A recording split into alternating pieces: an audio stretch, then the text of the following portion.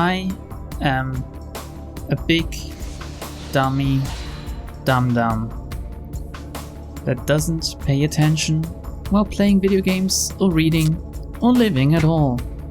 I finally found the jump to Stanley, and it really wasn't that hard. I just fucked myself up last time when I played, by deleting it basically. So, just to tell you, what you have to do is not push Stanley to tell you what he's about to do, and trust him. And then, in the tip of promise, you can jump to the older brother and thus start Stanley. Of course, the other jump is not unlocked yet. We have to do other stuff with him first. So let's jump to Stanley and... oh, fuck me, hopefully this goes on without a hitch now. It really wasn't that hard, it just took a lot of time finding this out. It was 6 o'clock p.m. Alfred had contacted the motley team at Endo Electronics, and the situation had immediately deteriorated. But the new developments had also provided them with one big chance. A chance that Alfred might appear in person at long last. He could just trick them and send someone else, but whatever. You did fine. Jack Stanley set his hand on Cano's shoulder. A weak smile came to the detective's face. Stanley paused, unexpectedly moved. For that one moment, he saw in Cano the image of his younger brother, Frank. Was he Asian? Jack, you have to get everyone to a safe place right away. Frank's nervous shout echoed through the hotel lobby. Stanley's younger brother was a member of the Bomb and Arson Squad. Man, these guys are badass. Subsection of the Chicago Police Department's Bureau of Investigative Services that handles investigation of bomb and arson related cases. Bomb squads are just the toughest motherfuckers around, aren't they? Because every time you get deployed, you know that it might be your... I mean, that's true for every policeman or anyone in the army or something, but bomb squads are just hit or miss. And they have to never miss. This was 2 years ago. The CIA had obtained the intel that Alfred was targeting a high-class hotel in Chicago for a terror attack. Stanley and his team had searched the hotel interior and had discovered a bomb set inside a large planter. That's not really hidden, is it? When Frank arrived at the scene and saw the explosive, his expression grew grim. The detonation trigger set in the worst possible place. It's going to be a bastard to remove it. In that case, you need to get out of here too, Frank, Stanley said. No, I need to make sure I can figure out how this thing is set up so the disposal unit knows what to do when they get here. I'll be alright. Look, you can probably see it from back there. Stanley could indeed see the small explosive from where he stood. It was held in place by several screws. The timer had just ticked down past the 30-minute mark. There's plenty of time left for the disposal guys to get here. Jack, I need you to... Oh, it's his brother. Jack, I need you to help finish evacuating the building. There are a lot of people who haven't gotten out yet. But Stanley hesitated. From a cold and logical perspective, Frank was right. He had a job to do, and if Stanley listened to his personal feelings and tried to usher his brother out of there, a lot of innocent people might die. Alright, he said. I understand. Heck, if we had something as simple as some dry ice, we could just freeze this thing. Frank grimaced as he eyed the bomb. Dry ice, huh? I don't suppose ice cream would do the trick. That would be a waste of ice cream. You'd be better off just eating it. Of course, even dry ice would be a long shot in place of actual liquid nitrogen. The brothers looked at one another and for a moment the tension dissolved into laughter. He's a pretty good-looking man. Alright, Stanley said. I'll be back. Hey Jack, once this is all tidied up, I'm gonna need a drink. Let's see you and me have a beer together. Sure, you got it. But I guess Stanley never got a chance to return. Stanley headed for the hotel lobby, which was still overflowing with guests.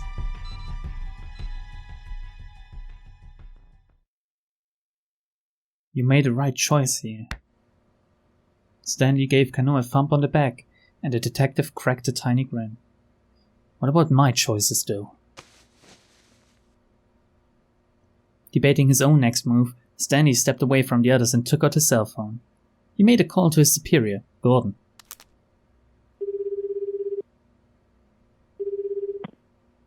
It's me, he said. What's the situation? I hear the Japanese police want to put Maria Ozawa under quarantine. I'm assuming that's on your orders, sir? It is. There are too many important people in Shibuya. We can't allow that virus to get loose. Besides, we now know that Alfred is after Hitomi Ozawa. There's no reason to leave Maria at large any longer. If you put Maria Ozawa under quarantine, she is going to die. I know that, but there will be far fewer victims as a result. Gordon's words made something inside Stanley snap. In that moment, he lost any inclination to report that he was with Maria. Failure to do so would be dereliction of duty on his part. He knew that well enough. He knew it, but the fact couldn't overcome his revulsion at Gordon's callous attitude towards Maria. Victims are still victims, he said. What was that? Nothing, sir. I'll continue my operation to apprehend Alpha. Stanley hung up the phone. He didn't care if his superiors took action against him once this was all over. They intended to sacrifice one person in order to save the lives of countless more. From a purely objective standpoint, it was the right call. But what if that person was a loved one? What would they have done then? The dilemma gnawed at the back of Stanley's mind. He couldn't shake the feeling that it was wrong to just accept the lesser of two evils, to sacrifice an innocent for the greater good. That's always the question, right? It's always the fucking question. No, damn it. He would save that one life, and then save the lives of the many. He needed to find a way to avoid the so-called easy way out, no matter what it took. He wasn't about to add a second big regret to his life. Not this time. Saving Maria was the right thing to do. His judgment wasn't wrong. Of that, he was sure. He reaffirmed that to himself inwardly, over and over. But how to do that? Maybe we can do it with Kanan's help. Kano was watching Tateno prepare to depart. The group had put together a reasonable plan of action. Tateno and Kanan would head to the lab with Maria and attempt to get the antiviral for her. Stanley would accompany Kano and the others to the scramble to apprehend Alpha. If Stanley had been there, everything would have been fine, I think. It was a two-pronged plan of attack. Still, could they really count on things going as smoothly as Kanan had suggested? Stanley thought back on her earlier words. Once Alfred has made contact with Hitomi, call my cell phone. I have plenty of information Alfred might want to bargain for. I can negotiate with him directly. That meant that getting the password hinged on whatever deal they struck. What sort of things might Alfred request in exchange? Stanley cast a thoughtful look at Kanan. She was helping Tateno to carry Maria out of the room. Stanley doubted she'd answer if he asked just what her bargaining chips were. He held his tongue, watching as she left with the others. Whatever else happened, he needed to focus on capturing Alfred. He glanced at the monitor displays in the workroom. The disembodied sound of Alfred's voice from earlier crept back into his mind. I will appear at the rendezvous in person. After all, it wouldn't do for the staff to show to miss the final curtain. Those words notwithstanding, it seemed absurd that Alfred would actually show up in the flesh. Nationality, age, sex, so much about the terrorist mastermind was shrouded in mystery. Why would someone who had hidden so well for so long ever reveal their true identity? And yet Alfred had gone out of the way to claim that was precisely what was about to happen. It almost seemed like he'd made turning up in person a major selling point of the deal. Exactly what I'm thinking. I don't think it's Leland, whatever his name is. I think he's merely a pawn. Which is also why he's okay with dying, I guess. I'm looking forward to meeting all of you then. But who is Alfred then? Have we met him already? There was no doubt about it. Alfred wanted them to expect him on site and in person. So why would that be? He's using himself as bait to lure me and Kanan out. This is a near perfect opportunity to wipe out the two people who are gunning for him the most. That being the case, how might he attempt to kill me once I'm at the scramble? Stanley felt a sudden flash of insight. Stanley is a pretty smart man. Jesus. No, something was off here. His thought process was running well, each deduction logically following from the last, but that's not what Alfred is all about. Alfred is all about chaos, right? And entropy. But at a time like this, that could be a very dangerous thing. Alfred may well have anticipated where his logic would lead. Stanley needed to assume that any clue he thought he'd found was something Alfred had left behind on purpose. So, maybe the suggestion that their target would come to the scene was a different kind of trap. At the risk of sending himself in circles, Stanley decided to rethink the whole case from the ground up. What was the single strangest part of this whole thing? There we go. Why had Alfred put an amateur like Daisuke Endo in charge of the kidnapping? Sure, being able to get a heart for his daughter gave Daisuke a strong incentive, but there still had to be a reason why he'd been chosen. If the kidnapping had failed, what would have happened then? Of course, this was Alpha they were dealing with. Maybe the possibility of failure was somehow part of the plan. Hell, Daisuke had managed to accidentally kidnap Maria instead of Hitomi, hadn't he? If Alpha had gone with a professional, that sort of mix-up would never have happened. And yet, even if that degree of uncertainty was acceptable, or even desirable, using Daisuke seemed like far too big of a risk. There must be some other motive for bringing in Daisuke into the plan.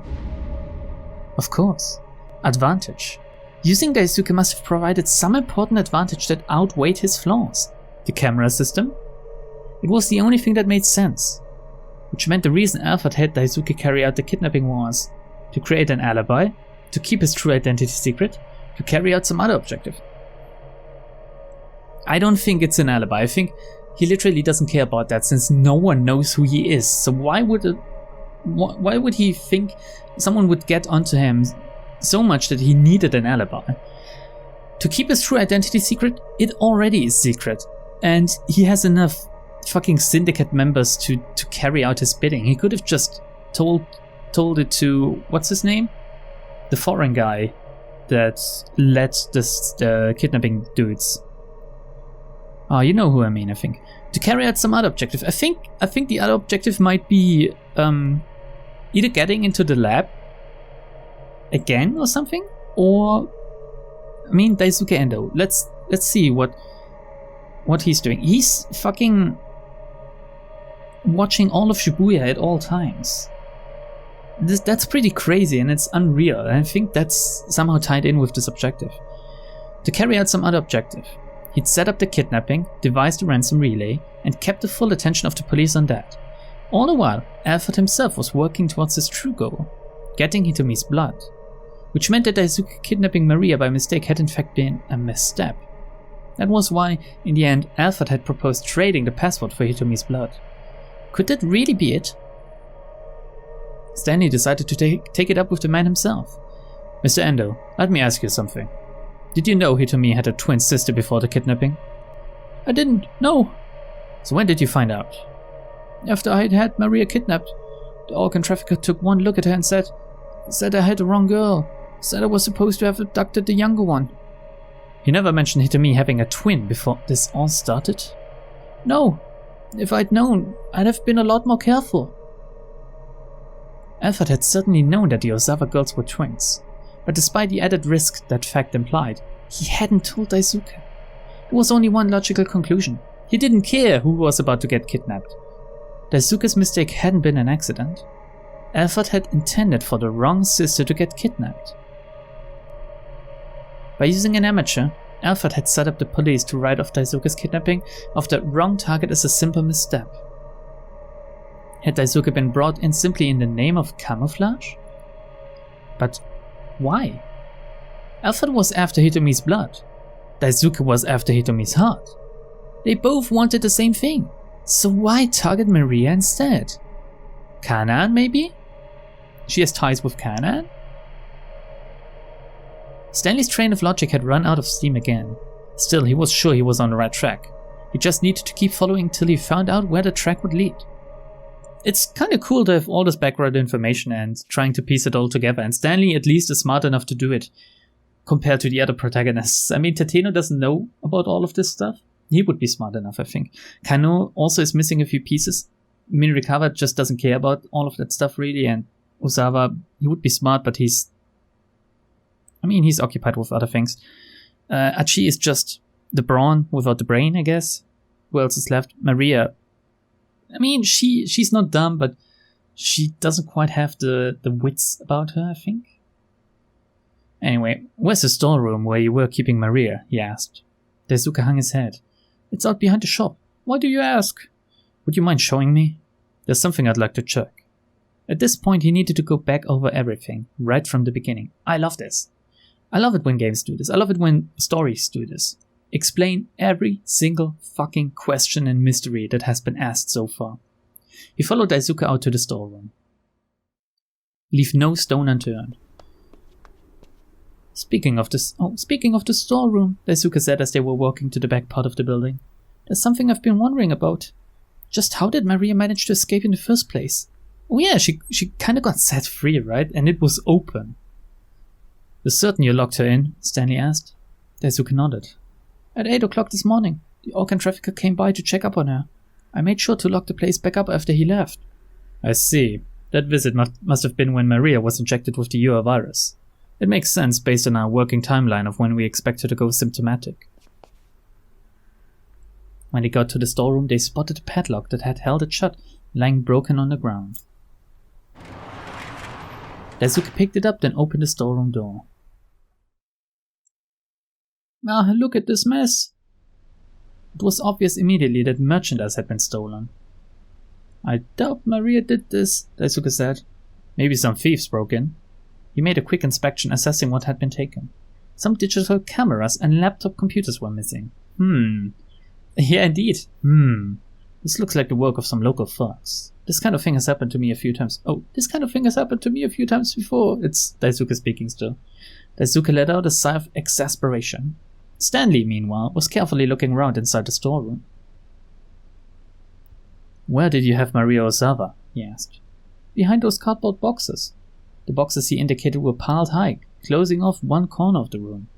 If Maria were unconscious behind them, the burglars might well have never noticed her. So Maria was able to escape from the storeroom thanks to the burglars breaking the lock, Stanley mused. Just what impact had that stroke of misfortune had on Alfred's plan, he wondered. Maybe it wasn't a stroke of misfortune, maybe Alfred hired these people. What had Alfred planned to do with Maria if nobody had broken in? He was going to kill her, he was going to trade her for Hitomi, he was going to release her at some later time. Oh, fuck. Again, 3 choices that seem awfully important for the ending, since Stanley could be put on the wrong track if I choose the wrong thing. Was he going to kill her? Nah, I don't think he cares that much for her. Trade her for Hitomi? Maybe, but why? Why kidnap the wrong one in the first place then? Going to release her at some later time. I think releasing her kind of created some confusion, right? And I don't think he really cares for their lives. So he might as well just have released her later. Since he'd gone to the trouble of infecting her with the virus, it only made sense. Oh yeah, this is the added bonus. She could just infect the whole of Shibuya. And Stanley could only think of one reason to release an infected Maria. To turn Shibuya into ground zero for a pandemic that would sweep through all of Tokyo. A virus with a mortality rate of 100% would have spread throughout the region before anyone even realized it. It would be impossible even to calculate the scope of such a disaster. First, it would run the circuit around the Yamanote line, and then, if any of the infected happened to head to the airports at either Haneda or Narita, the virus would spread throughout Japan and the rest of the world in a matter of hours. But that hadn't come to pass. They'd managed to secure Maria before she could develop symptoms and become infectious. Is that because we were better than Alfred? No, that can't be it. Alfred wasn't the sort to commit such indiscriminate acts of terror. The threat of the infection spreading, horrific as it was likely just cover to hide some other scheme. Maybe he wants all of the trains and airports and stuff. Maybe he wants Shibuya to be quarantined for some other reason. But then, what was the ultimate goal? Stanley still didn't have enough clues to go on. Stanley made his way behind a stack of cardboard boxes. He spotted something that had fallen on the floor. It was a cell phone. Next to it was a woman's handbag. Stanley unzipped it. It held a jumble of makeup, tissues and other personal effects, but nothing at all unusual. If he was going to find any clues here, it would probably have to be from the cell phone. He tried turning it on. There was no response. It appeared to be broken. Let me see that, Daisuke said from behind him. I'll see if I can fix it. Oh yeah, he's the fucking mastermind when it comes to electronics, right? You think you can? Stanley asked as he handed it over. I won't know until I try. But that sign out front saying that I run an electronics shop isn't just for show. He's kinda sassy. I like that. Turning his attention back to the handbag, Stanley searched it more thoroughly and found a photograph tucked inside that he'd overlooked on his first inspection. What the hell? He stared at the image, swallowing the lump in his throat. It's her and Kanan, right? Oh, come on, show me, game. Fuck.